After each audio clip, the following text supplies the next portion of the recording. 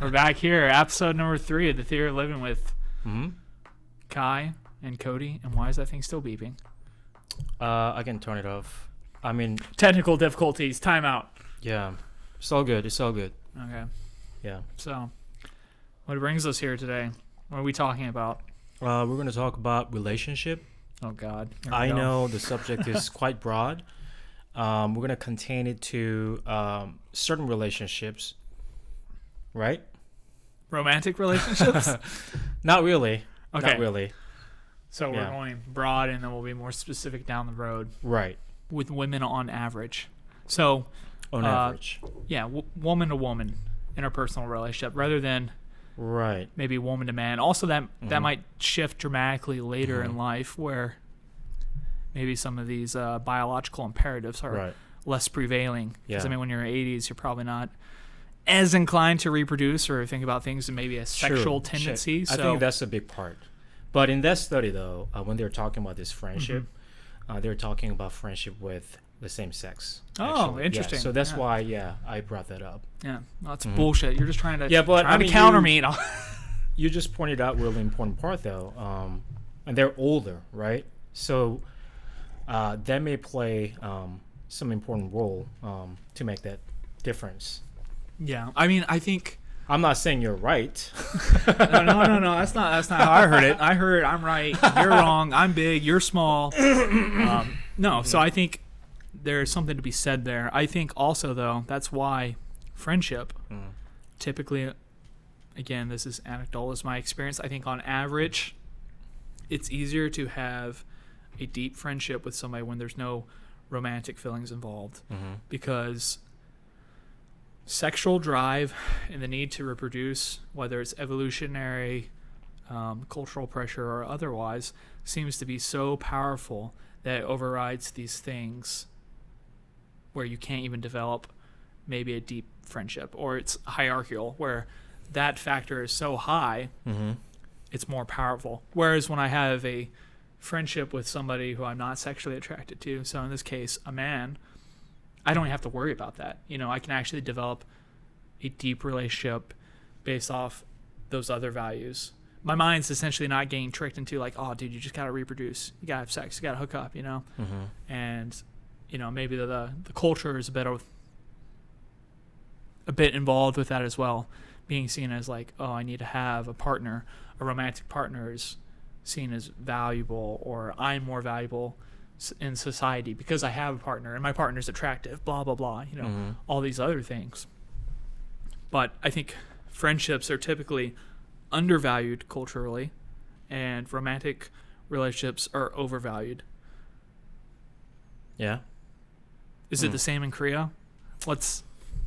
I think it's about the same, man. I mean, about the same. Yeah. I don't think there's a huge difference. You know, and that typical stereotype of Asian women, like obedience and things like that, is just not true. You mean a good woman? No, I'm just kidding. I wasn't serious. That is just not true.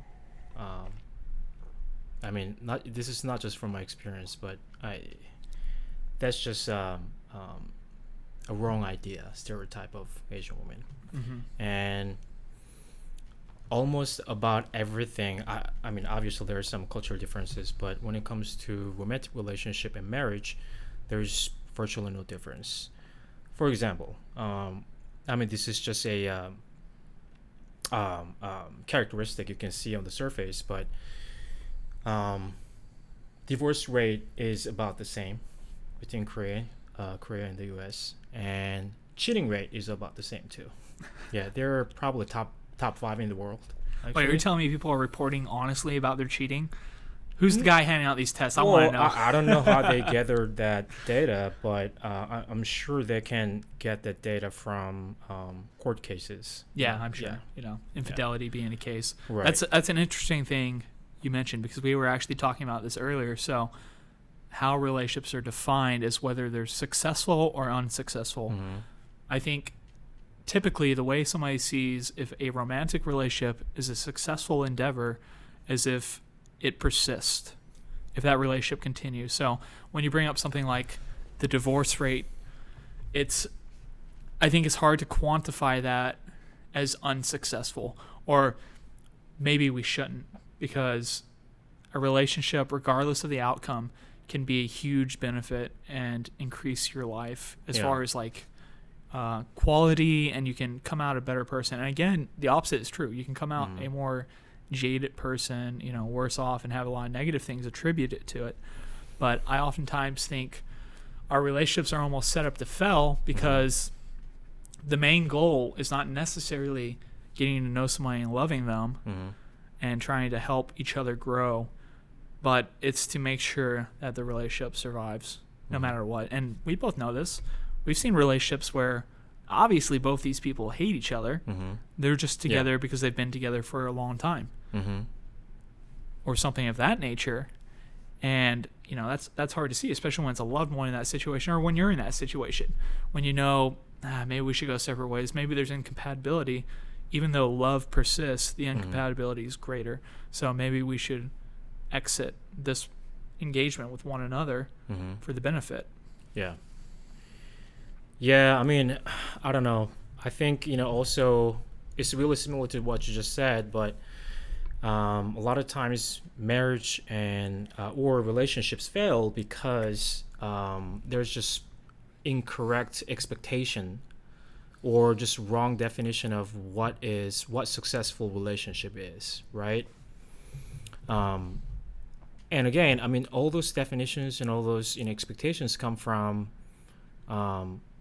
society itself, right? I mean, you don't really define that. You don't just wake up one day, I'm going to get married and have a kid. It's already there. It's already there. You just chose to take that path, right? True, without a lot of thought beforehand, as if this was the correct path for me. This is the expectation, so why not go forward with it? This is the natural progression of a relationship. You find somebody, you guys like each other. Depending on your religious preferences and things of that nature, the next step may be, sexual intercourse, see how you're compatible there or not, or you might wait. Engaged, families meet each other. Do they approve? Okay, get married. Okay, now that we're married, it's been about a year. What are we doing? Kids. That's the next progression, the next step. And I think a lot of people take that step without a deep analysis. And again, it's a byproduct typically of sex, so it's pretty easy to have accidents occur, or we're naturally inclined to want to do that, but it may be at the disservice to the child or the spouse or yourself. There should be some rigid and repeated discussion between both parties before heading down that path. And again, before even heading down the path of a relationship, whether it's boyfriend, girlfriend, or partner, or however you want to define that. And a lot of times we don't have that, because in our mind we think this is what it should look like. I should have a boyfriend, I should have a girlfriend, and it should fall into this tight little neat box that I've seen put on TV, on Instagram, Facebook, on the people I know in my life, and that's what a relationship looks like. That's what a good relationship looks like. But then you don't also see the dirty side, the nitty-gritty details of the arguments and the development, and all those finer details. I think really this aligns with what we talked about last time when we talked about in the previous episode, how people react or behave under the influence of totalitarianism is really similar to that, in which that you haven't really created your own values, right? That's where all the problems occur, because again, you see and hear and about values of certain things, and then that you just automatically or even uncritically accept it as your own values. And as you move forward, you find that everything's a struggle, because again, you may go fine, right? Progress fine, but a lot of times that's not the case. If you look at like average divorce rate, there's no such thing as average divorce rate, but let's look at the divorce rate.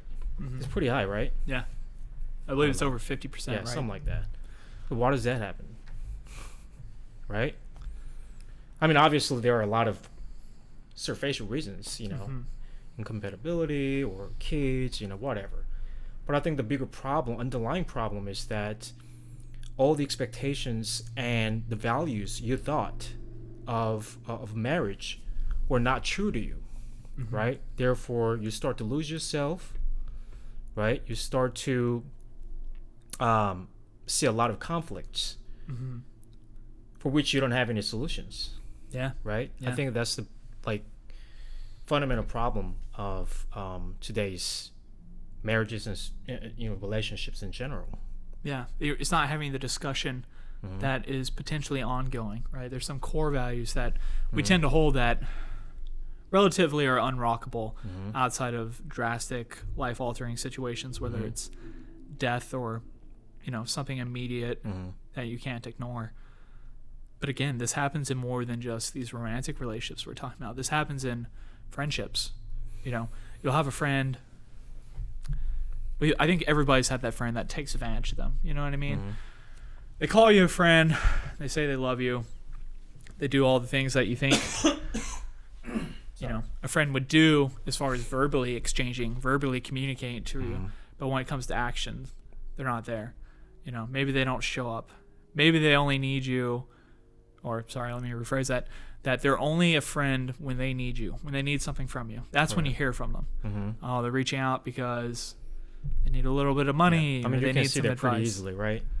Yeah. When it happens, it's pretty easy to recognize. Yeah. But sometimes I'd say most of the time, a lot of people let these friendships persist because it's so much easier to just persist than have a conversation and potentially end it. Even though ending it could be the best thing for both parties, right? Because they might be learning, oh man, you know what? If I want a friend, I can't treat them this way. And you might be learning a little bit of self-love and self-respect, like I deserve to be treated better. But again, that takes somebody to step outside and say, hey, you know what? What are my values? Yeah. What do I want out of life? What do I deserve? And maybe sometimes that look in the mirror is like, oh, you know what? I'm lacking. I'm shitty. Maybe I need to make up for it. Maybe I'm the bad friend. Maybe I'm the bad person in these relationships. Yeah. I've been the bad person. Usually not in friendships, but I definitely in a couple romantic relationships where I was selfish, immature, and ultimately it took losing those things to see like, oh yeah, okay, I've messed up. Like I've headed down a path I didn't realize I was even on until in a moment it felt like I woke up and I'm like, whoa, how did I get here? What happened? And you lose yourself, and that's losing a loved one sucks, but losing yourself, I mean, that feeds to every avenue of your life. So it's something you've got to be diligent about to pay attention. There's a song lyric from Brand New that I really like that says, sometimes you forget to be the better man, or something along the lines. You forget that you're trying. I'm not the better man. I forgot I was trying. Forgetting to try to be better, because it's easy. It's easy, especially when you get in a heated argument. You just want to be right. You just want to get your point across, even if there's not logical or rational reasons, and you're wrong, but you're like, no, sometimes you just argue for the purpose of arguing, Yeah. And not to say arguing is bad. It can be very productive, but there needs to be lines, because it can be hurtful. Yeah. I mean, you talked about being selfish in relationships before.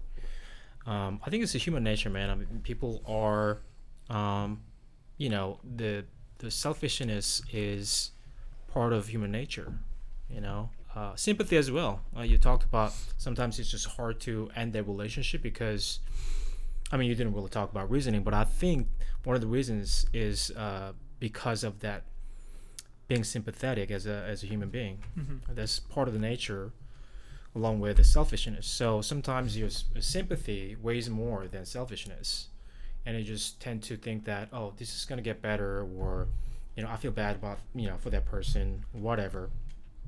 And that's how relationship just remain as it is, rather than taking the action to break that relationship or move forward. Yeah, absolutely. I mean, there's some things that are negotiable, or maybe you have some beliefs that you hold that are malleable. Yeah. And those things should be up to malleability, potentially what they are. Again, because it's something cool you get out of a relationship, again, whether it's employer, friendship, or romantic, is that maybe you haven't seen the world through a specific point of view. Maybe you have an idea about the way things should be. Maybe you're the type of person who always gets breakfast 8 a.m. and that's how you want it to be. You want coffee at 8 a.m., breakfast and eggs. And a partner, maybe they don't want to eat breakfast, and you realize, oh, how is this going to work? I need to have breakfast. He or she doesn't want breakfast. How do I resolve this? And then you're like, you know what? Okay, I'm just going to wait. We'll get something later. And then you find out, oh, man, you know what? I kind of like just waiting, putting off the satisfaction. You delay it a bit. You're like, oh, actually, it's not that bad. Like, I have energy.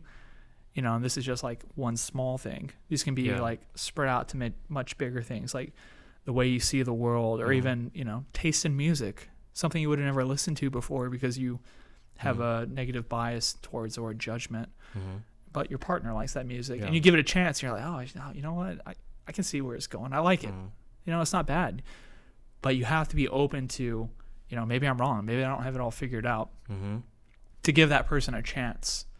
I think a lot of time we come into relationships with this way to edify ourselves, so we bring our ego into it, and when we want the other person essentially to mirror and be us, to basically agree with everything we say. Because if they do, well, I'm right, then my opinion's not wrong.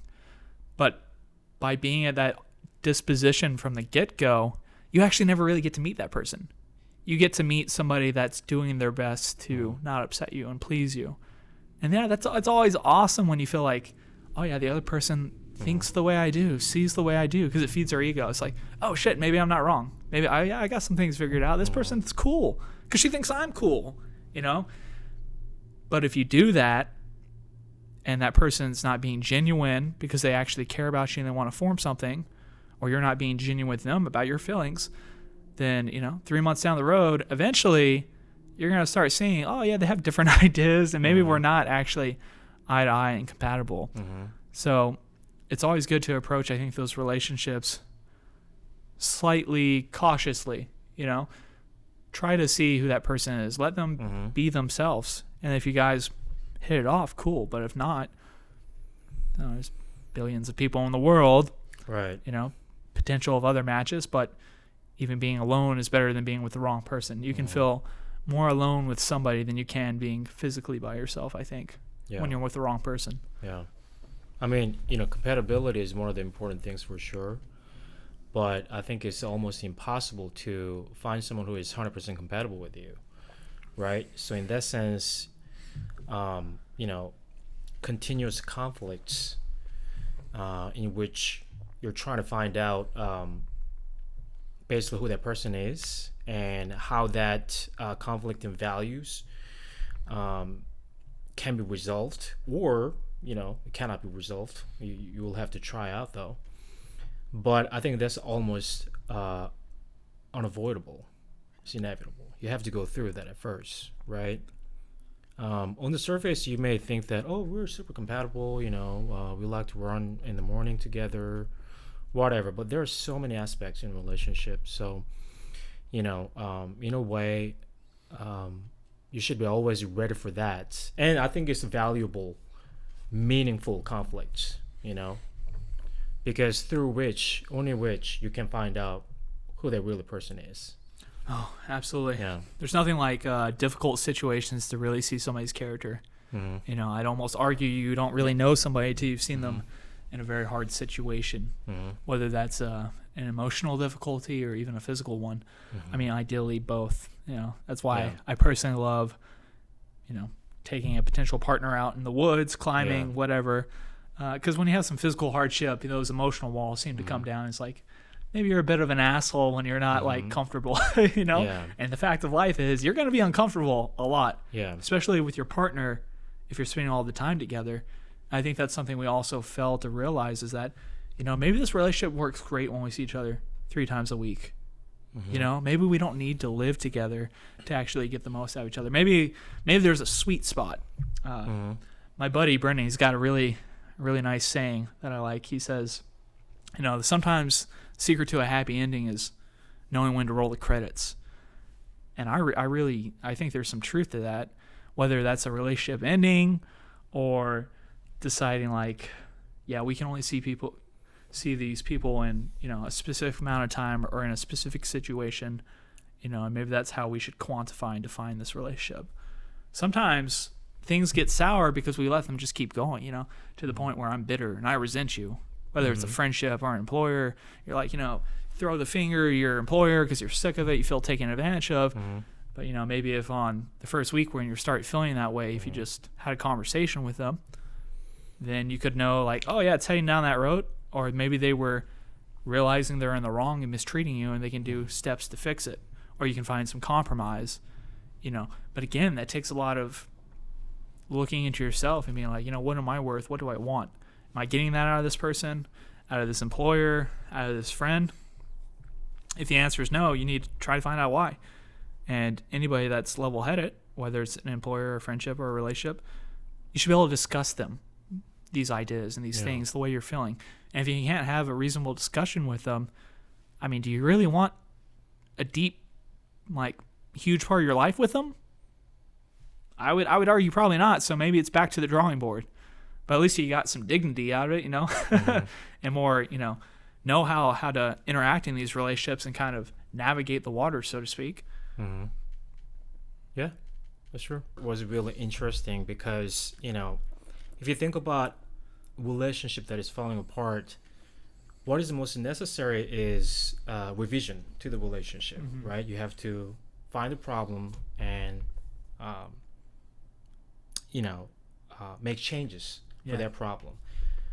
But really, in comparison to that, really interesting to me was that those lawyers going through a divorce, they're forcing this, revision to their past, right? Not for restoring the relationship, but just to change the narrative so that they can get benefits out of it, right? Yeah. So that, comparison was really interesting to me, how they put together, Yeah. I think we do that when we exit relationships a lot of the time. This is something we've talked about, but this is definitely why we have the Patreon-only podcast. This section right here is not going to be in the free podcast. But when we've talked about, it seems a lot of the time when we meet, women on dates, that they always have an ex that was abusive. That term can be applied. And it seems to be applied all the time. And not to say these situations don't happen, but what constitutes abuse, right, I think can be heavily impacted when you're looking back on something. If you have a negative disposition towards it and things ended poorly, or maybe you have internal issues of self-love and hatred, it's easier to paint somebody as the villain when potentially maybe there was fault on both parties there. Maybe that's totally possible. Yeah, and I think this happens to both people. This happens to, I know dudes too. Is, she was a bitch, she was a blah, blah, blah. And, she was just a person, and you were just a person. And now that's ended, you still harbor very hateful feelings. And again, I'm not dismissing people that have gone through real abuse. I'm just saying on average, it seems like we have an issue of we want to remember our partners previously or employees, whatever friendships is, these awful people, to remove the responsibility from ourselves, absolve ourselves. I think people do that, basically creating a new narrative that is advantageous for them. Yeah. I think partially because I think a big part of it is that way, they get hurt the least. I think that's why people do it, not necessarily to portray that person as, I don't even know that person. I don't care. Right? Yeah. Why would you it's for them, right? For themselves. Yeah. I think they do that so that, that way they don't look bad, maybe on the surface. Also, internally, they can justify the situation. They don't get hurt. It's not hurtful. Yeah. Because that was that person's fault. Yeah. No, absolutely. So I think there's just a danger there if we don't, revisit those things in a more humble way, where maybe there was some fault I had. I mean, Yeah. I've been at fault for relationships ending. So I'm Sorry, saying, what? That's funny to you? I've had heartbreak. I've had suffering. This dude's laughing. You see this? You guys remember this one? You're paying for this. No. I mean, it's because so true. I've been there too. Yeah. So I understand. Yeah. I think all of us have been there. No, I think so Really, too. yeah. Anybody that's gone through something has Yeah. probably been there. Yeah. So- If you claim that you've never done anything wrong in your relationship, you're a fucking liar. Oh, That's this week's episode of the Theory of Your Living podcast. Thank you for listening with us. We're Cody and Kai. Don't forget to join us next week for another episode. and if you'd like to help support us, we have a Patreon page where you can subscribe for exclusive content. Also, please share with others who you think may find value in our discussion. Leave a rating, a review, and please subscribe to the podcast and the YouTube. Thank you again. See you later.